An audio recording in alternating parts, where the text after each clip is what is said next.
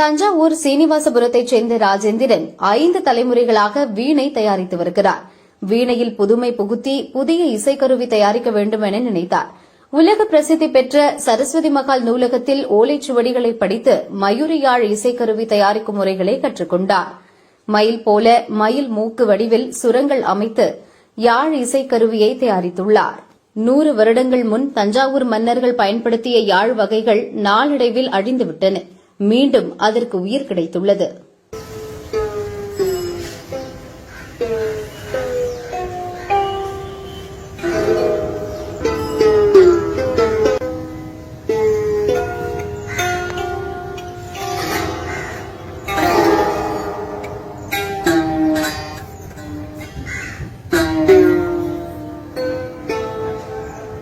மயிலின் உடல் அமைப்பு வடிவத்தில் அதன் தோகைகளை வைத்து யாழ் இசைப்பதற்கு ஏற்றவாறு தயாரித்துள்ளார் ராஜேந்திரன்.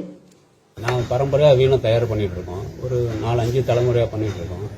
எல்லாரும் இந்த பெரும்பாலும் வீணையை தான் தயார் பண்ணுறாங்க.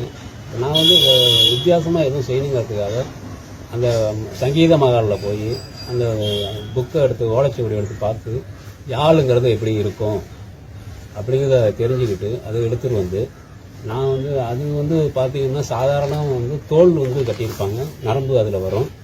நான் அதை வித்தியாசமாக மாற்றி புதுமைப்படுத்தி அது மாதிரி யாழ் செஞ்சுருக்கேன். அன்னப்பச்சி பறவை மாதிரி மயில் மூக்குலாம் வச்சு, அதாவது அந்த இதில் சுரங்கள்லாம் பார்த்தீங்கன்னா 8 தான் இருக்குது. 8, 16, 32 அந்த அளவுலாம் இருக்குது. நான் செஞ்சுருக்கிறது 12 கம்பி நரம்புகள் வச்சு இது தயார் பண்ணியிருக்கேன். ரெண்டாவது மயிலோட ஒரிஜினல் இறகு மாதிரியே செய்து அதை அப்படியே வச்சுருக்கேன். அது உடம்புல பூரா பார்த்தீங்கன்னா மயில் உடம்புல எப்படி இருக்குமோ அதே நேச்சுரலாக அப்படியே பண்ணியிருக்காங்க. ரெண்டாவது பார்த்தீங்கன்னா இந்த கால் இந்த காலில் தான் இந்த யாழே நிற்கிது, அந்த மாதிரி தயார் பண்ணியிருக்கேன். அந்த பழைய காலத்தில் உள்ளதெல்லாம் பார்த்தீங்கன்னா இந்த கால்லாம் இருக்காது, வெறுமனே அப்படியே ஸ்டாண்டு வச்சு அப்படியே நிப்பாட்டியிருப்பாங்க ஷோவுக்கு வைக்கிறது. இது வாசிக்கிற மாதிரி பண்ணியிருக்கேன் நான். இது ஒரு 100 வருஷத்துக்கு முன்னாடி பயன்படுத்தினது.